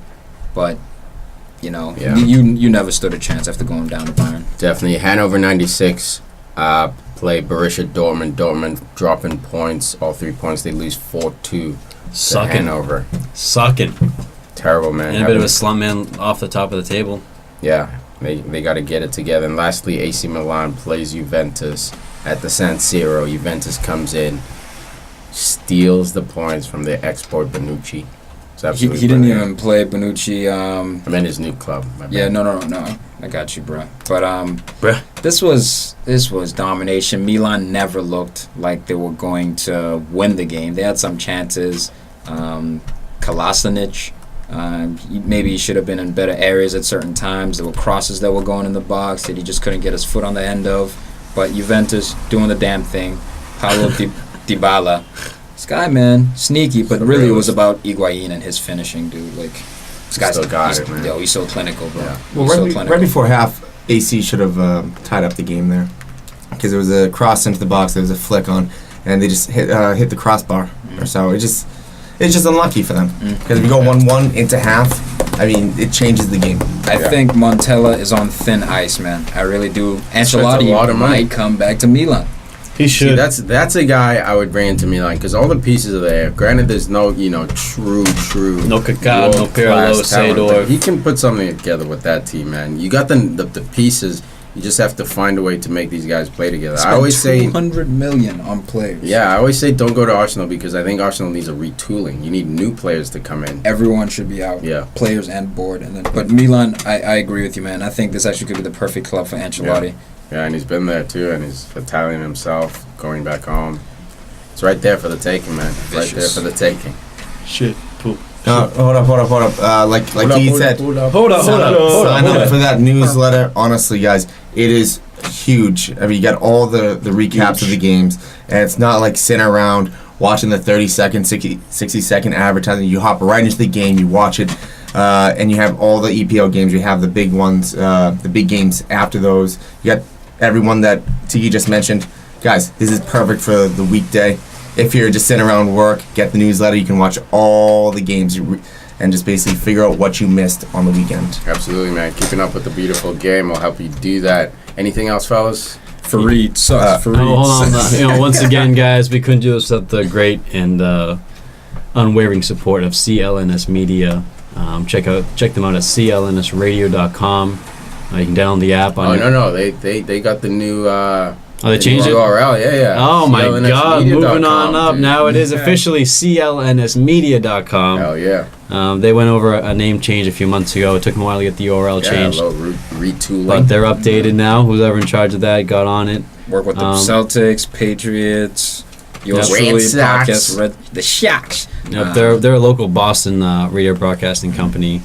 Like we said, Celtics, Boston, Bruins, Patriots. They have live on-scene reporters to get you really in them. Revolution. And then, of course, people like us who have our own startup podcast is plenty of people just like us on there. Absolutely. So it's a mixed bag. Yeah, and they help us out. They put us on. So check them out, clnsmedia.com. Again, you can download it for free on your iPhone or Android. Just go to your app store, type in CLNS Media. It should come up. Download it for free. Once again, that's CLNSmedia.com. Yes, and keep liking on Facebook. We're getting a lot of love this month. What? Raul. Where are you? I'm gonna find you. Hey man, I can't say his name. That's the problem. Either way, man, when you show us this much love on Facebook, Raouf. Oh, let's go like first and last. Let's try that. That was a lot of tried first. Rauba. First name. There it is. There you go. Hero Rara. Why are you giving him a shout? Because he's just liking everything. He is he pulling a Luke Whitty? Yeah. Is he competing with Luke Whitty? He liked our page just a week or two ago, and then he's just been throwing out likes, just holding it out. Maniac style. I love it. The best way. I love it, man. Thank you guys. Thank you for the support. Picking up so many worldwide supporters. Podcast is becoming truly worldwide. Hey, where you at, Malta? Huh? Where you been? Taking naps. Quiet. Terry, get your boys up, dude. You've been dude. quiet lately, Malta. Taking naps. Out here getting stunned on. All right, we're out of here. Now we're just babbling. Chelsea, cut me off. Chelsea, Chelsea,